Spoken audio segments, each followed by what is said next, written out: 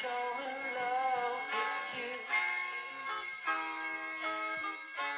You got me down again. The Packers are back on the field this week for week 2 of organized team activities. But I thought the guys, they've been competing hard, and I think the attitude's been outstanding, and just try to continue to get a little bit better each and every day. Rashawn Gary is looking to do just that as he continues to work his way back from an ACL injury. And I think we got a great group of guys that are focused on getting better and becoming closer as a team, and I think we've been able to accomplish a lot, and over the course of this time. Jordan Love continued to make progress as he becomes the owner of the Packers offense, and he might even have a new pass catcher in David Bakhtiari. As Jordan Love said last week, it won't be perfect. As you see here, he throws behind Christian Watson on a slant route. Goes to show some of the chemistry that they're still working on as he steps into the QB1 role. And we saw a little bit later Jordan Love connect deep on a post route to Christian Watson. Again, these are just routes on air, but this is something we hope to see from Love to Watson into the future. Here we see Christian Watson working a couple out routes, first on the left side of the field here, kind of tight roping that sideline, and then on the right doing the same. And this was a nice ball from Jordan Love here to Christian Watson, right at chin height, right on the numbers as he hits the sideline there and is able to get his feet in bounds and turn upfield.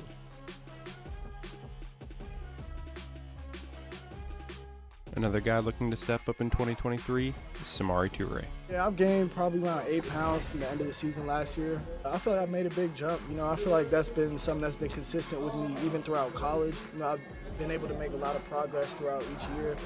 It's just a matter of being comfortable with the system, the playbook, and speed of play, all that, and it's really just about learning from your mistakes and from the previous year. And I feel like, I can build on what I did last year. Jayden Reed is another guy that's trying to make an immediate impact in the Packers offense, particularly in the slot. What I really like about this route that he ran is the stem at the top there, that head fake in and then breaks out to the outside there. And then here on a quick slant as well, with the next rep going to undrafted free agent receiver Deuce Watts. Moving over to the offensive line, though, it was great to see David Bakhtiari and Elgton Jenkins at practice. OTAs, year 11. It's good. It's great. You got a bunch of guys, not too many new faces, so we can really kind of get going a little more complex stuff and really start establishing ourselves early.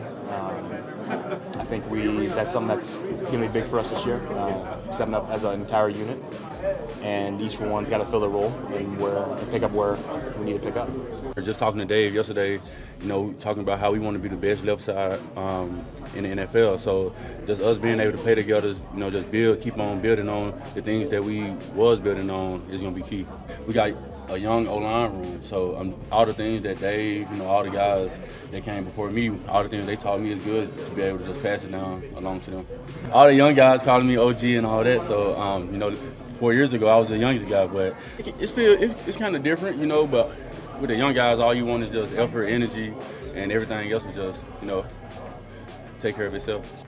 For me, on the offensive line, it's more about just the presence of these two veterans there to help coach and mentor some of these young guys. The work isn't as much for them as it is what they can do for the other guys to help bring them along as depth pieces. The only thing that's going to help us be better is what we do on the field and what we do in the locker room. So, we just got to go out there and play Packer football, and we're going to be good. There was a good bit of coverage on the tight ends this week as well, as we see Tyler Davis here on this route, followed by Austin Allen, the undrafted free agent tight end from last year's class, and then followed by fullback Henry Hank the Tank Pearson. But Luke Musgrave was the talk of the town on this day. I know it's really early with Musgrave. It's like really early, but he just looks different than what you've had here in the past, that position, right? He is different. He's a really, really intelligent player. I think every time he goes out there, if he makes a mistake, he hasn't made many of the same mistakes twice, because he's super into it, very intentional, deliberate about his work, invested, and he continues to show progress every day. And certainly he does have an elite trait that he can flat fly, and he's a big, long target. So we're really excited about him and the progress he's made up to this point, and we've got to continue to push him. Tight end is still one of the most difficult positions to make an immediate impact in as a rookie. But I expect that we'll see flashes from Luke Musgrave this year, just based on his physical gifts alone. And here we see Aaron Jones split out wide on a little bit of a comeback route here. And Aaron Jones spoke last week about how he trained some of that receiver stuff with Jordan Love while he was out in California this offseason. Per Rob Domofsky, Jordan Love went 15 for 21 in 11 on 11 drills, having one interception that Darnell Savage got off of him. And during one 2-minute drill session, he was 7 for 10, leading the Packers down to the 8-yard line where they spiked the ball, presumably to kick a game-winning field goal. And to wrap up the offense, we see a clip here of Danny Etling throwing deep to tight end Cameron McDonald, who pulls it in easily over his shoulder. Unfortunately, there wasn't a lot of defensive coverage on this OTA this week, but here we see first-round pick Lucas Van Ness shedding a block and just following Kenneth Odomegwu here. From all accounts, LVN looks the part in shorts and t-shirts. The other little bit that we got was some defensive line work here as we see Kenny Clark and the Slaytons working on some hand drills, really just drilling in on technique on that defensive line.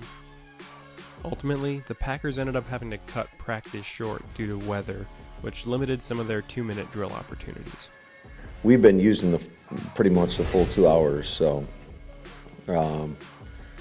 we had 2-minute going in today and wanted to get a move the ball period prior to that, but we had to adjust a little bit, and at least we got one of the 2 minutes in. So another few things coming out of this OTA is the fact that Green Bay kind of identified that they don't feel the need necessarily to go for a fourth quarterback. So a lot of people thought there might be, bringing in another camp arm or something to that effect. But Matt LaFleur had this to say on the subject.